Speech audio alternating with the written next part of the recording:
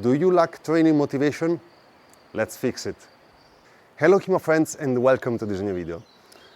Not for every single person out there it is easy to keep commitment and consistency during training. So today I decided to give you 10 tips to, let's say, improve your commitment, to help yourself finding out the motivation to keep going with your training. The first tip is the most important one, and it is you need an objective. Now, funny enough, at least in my school career, no one ever told me that I needed an objective to better relate to study, for example. And actually that's a problem because it is hard to relate to something if you don't have a long-term or even a short-term, which is even better, objective. Because if you don't see yourself doing something which you really like, you find really important in the future, it is hard to relate to something hard as working out, studying or whatever in the present. So it is really important to see yourself winning the tournament, being able to land that action in sparring or doing 100 push-ups, for example, to find out the motivation to start working out and then reaching that point. So first important tip, having an objective. The second tip is actually part of the first one, and it is you need an objective which you care for. Now this may sound obvious, but definitely has to be said, simply because when you set your objective, if you don't care for it, you will never ever achieve it. It's even if it is something related to something you like sword fighting, for example, and you set an objective which is not actually meaningful for you, you will never achieve it. So try to set yourself not only an objective, but an objective you care for. I will give you my example. The past year I decided that this year I would have started training and competing as much as possible in Italy to gain as much medal in longsword as possible in this kind of environment, and I ended up achieving my objective. The next year I want to improve this kind of thing, so to win more medals than this year and maybe compete outside of Italy.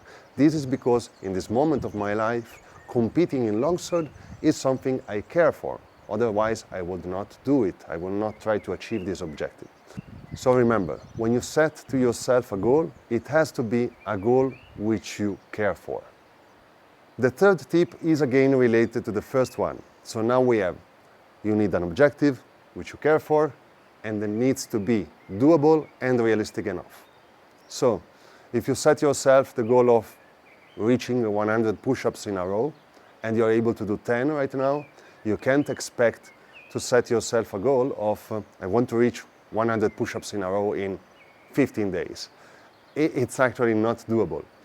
Another example may be related to your economic situation, your money. So for example, if you set yourself, as I mentioned before, the goal to compete abroad, far away, in another country, in another state, and you don't have enough money, it's not doable, it's not realistic enough, simply because you don't have enough money to achieve that kind of goal. So remember, you need an objective which you care for, and it has to be doable and realistic enough. The fourth tip is remember to like and subscribe to the channel. Okay, my God. The fourth tip is set yourself intermediate goals. Now, this is really important because if you have your objective, maybe it's a little bit too far away in time, and while training for it, while working out for it, you will maybe start to lose a little bit your motivation anyway, because you see that kind of thing which is far away and maybe is more far away than you expected. Instead, if you set yourself intermediate goals, it will be easier to keep up the motivation while training. So by using the same simple example of 100 push-ups in a row, which I used before, if you start training for it, you will maybe reach 30, 40, and you will start lacking motivation because it starts to be heavy, and maybe you will quit. Instead, if you set yourself intermediate goals like 25, 50, and then from 50 you are really motivated to rush for 100, it will be easier. Simply because reaching intermediate goals, reaching a goal simply, it's kind of cool, like especially if you care for it, as I mentioned it before. So maybe when you reach 25, you were able to do 10, it's like, oh my God, I can do 15 push-ups in a row more than before. And then when you reach 50, it's like already an incredible goal, simply because you do 5 times the push-ups you were able to do. And then of course, like going from 50 to 100 is kind of an adventure, right?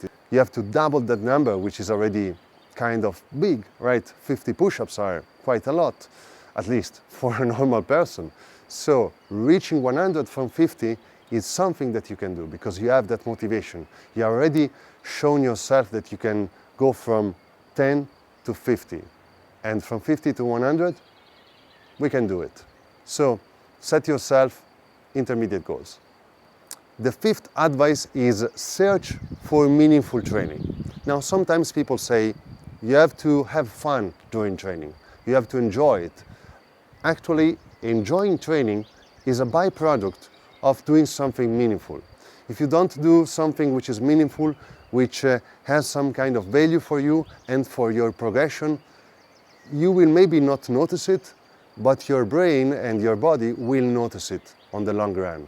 So you have to find some kind of meaningful training. Meaningful means that you notice your progression. You need that by sticking to it, you will improve in something. For example, if your HEMA club has a training which is organized, that is giving you something, is consistent through time, you will notice it. You will notice that you are improving and your training is in that moment meaningful. Instead, if your club only trains once per week, even if you have 2 or 3 trainings scheduled maybe, simply because the instructor is not there most of the time, people lack the motivation to train and do not present them to trainings, you will start losing commitment and you will start losing motivation yourself. So you have to search for an environment which gives you meaningful training. The 6th tip is film yourself. Now, actually this may sound funny, but filming yourself not only makes you able to correct your form, your performance, whatever, be it in sparring, in paired drills, in lifting, push-ups, form, whatever, but you can also compare yourself to the yourself of yesterday, of 1 month ago, 2 months ago. And this is extremely important simply because if you see yourself practicing, sparring 1 month ago, 2 months ago, you will notice the difference and you will be happy of it because you see your improvement. It's easier to relate to your improvements. So, 6th tip, film yourself. The 7th tip is be patient. Now, there are certain goals which requires a little bit more time than others, so you have to be aware of it. For example, passing from 10 push-ups to 20 is relatively easy. You don't need a lot of time to do it. Instead, applying a technique in sparring may require a little bit more time, simply because at first you have to learn the technique itself. Then you have to learn the time at which you have to apply the technique, then the situation. And then you have to understand that situation, figure it out in sparring or create it yourself. So there is quite a lot of training to do to be able to do all these kind of things. So be patient, don't give it up. Tip number 8 is related to tip number 7. Tip number 8 is expect to fail sometimes. Now, not while trying to achieve any kind of objective, you can fail. For example, if you are patient enough and with enough struggles, you can actually reach 100 push-ups in a row. You just have to put enough effort and time into it, and consistency, of course. But while trying to reach other objectives, like for example, winning that specific tournament, well, chances that you can fail. There are many other people which are trying to achieve the same objective. And if someone is more skilled than you, more lucky than you, or whatever, he may win instead of you. So you can fail while trying to achieve that objective. But of course, this doesn't mean that you do not have another chance. You can try out and win another tournament, or you can try out and win the same tournament, but the next year. So expect to fail sometimes.